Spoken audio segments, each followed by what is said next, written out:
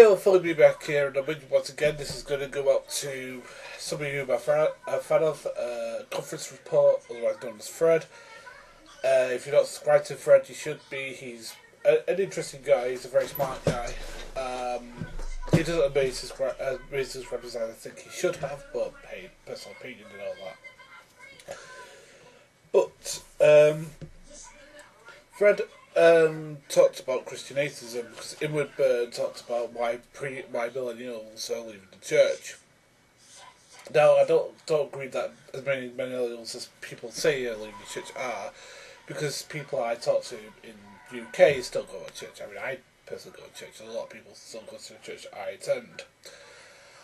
Now, I disagree with Conference Report because again he's talking about Christian atheism. Now, Christian atheism has something that has been around for as long as Christianity's been around.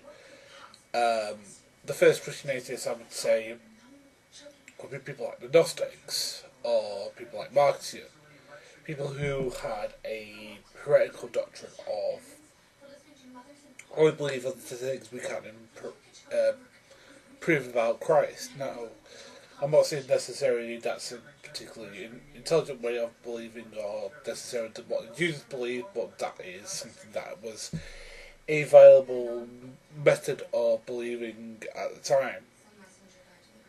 About that, these things about Jesus were so unbelievable, to put it in a phrase, that again that the only way to get past that is to believe what can be proved about him.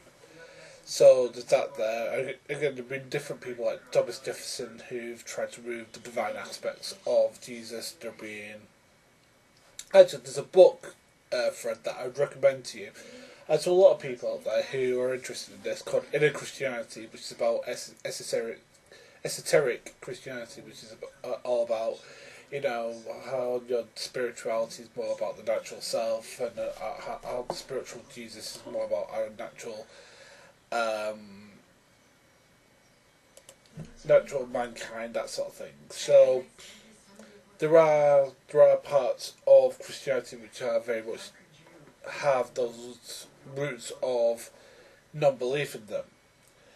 Now, what I get to is the idea of, well, it doesn't make any sense, therefore it's not true. Again, there's a lot of things that don't make sense. For example, evolution, we just stop and think about it, doesn't make much sense. The fact we come from a common ancestor doesn't make much sense, but it is what is true. It doesn't matter how much we fight it, it is what is true.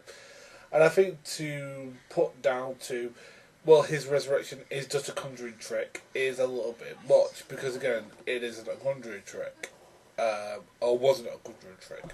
It's more like, sure, divine providence. Now, whenever God did anything in the Old and New Testament, it doesn't matter what you believe at this point. This is important in context to literature, and it's a method that we still use today called foreshadowing, in which a character does certain things to show his evil side, his good side, or to say something about a wider narrative.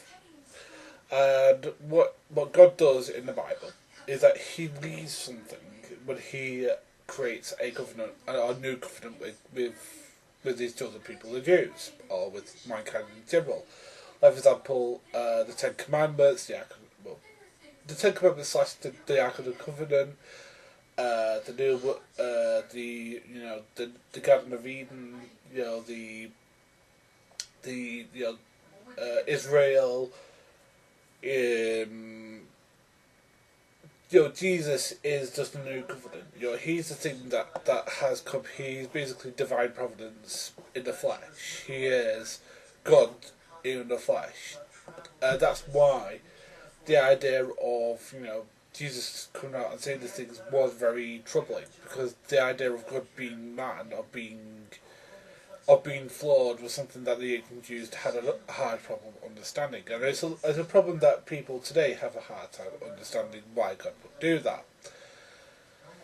Now the problem is that people say, well, it was just a country trick. I'm sorry, but if God exists, let's say he does for a moment, then I don't think he would have the problem of changing dead matter into alive matter.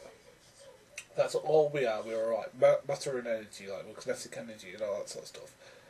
So I don't think God, who created the universe, would have much trouble in turning something that is dead energy into living energy. And it's not a conjuring trick, it's just basic physics. Because we all have particles that exist in two separate ways. Like, for example, we have particles that exist but don't exist in certain ways. They're called fluctuation particles, or quarks, and stuff like that.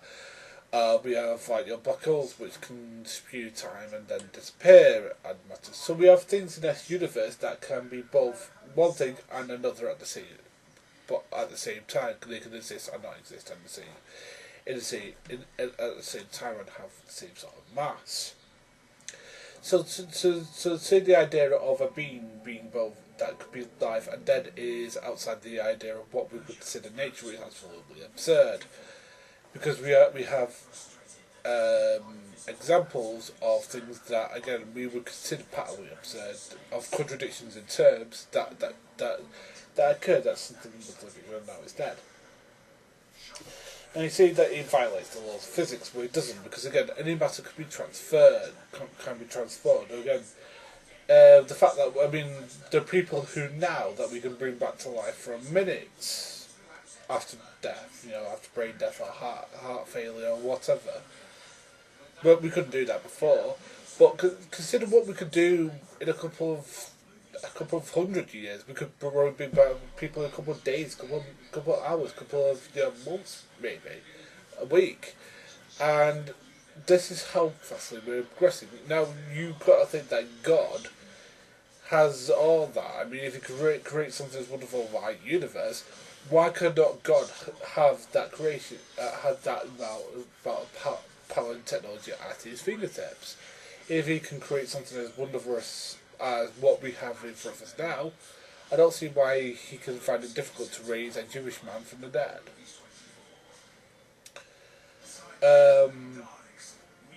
But also, even if this is, does it still have value? And the answer to that is yes, it does.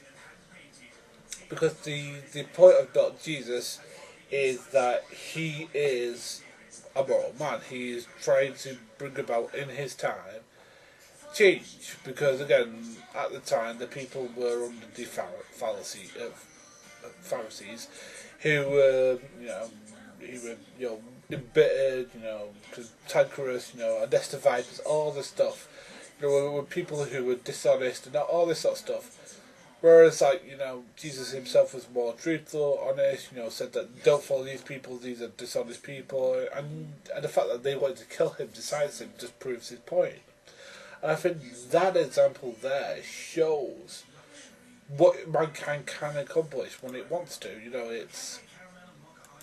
It has at its core the Jesus narrative.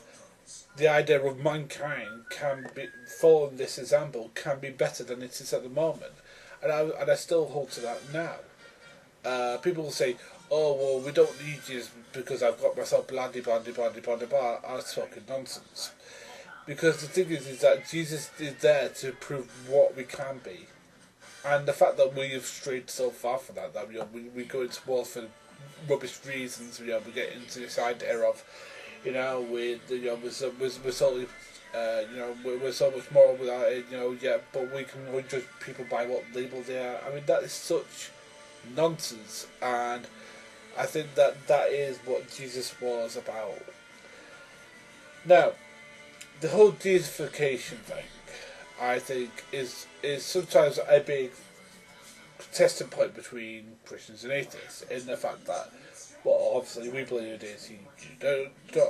But I think that is something that can be rolled away, because I think if you run the deification thread, and I ask you this question legitimately, does the Jesus example of the way to behave still stand up? That's an honest question to you. If you've got honest questions to me, I'm willing to hear it. This is Phoneybeetlemaniacxs, Phone Dreams Make Them True, out.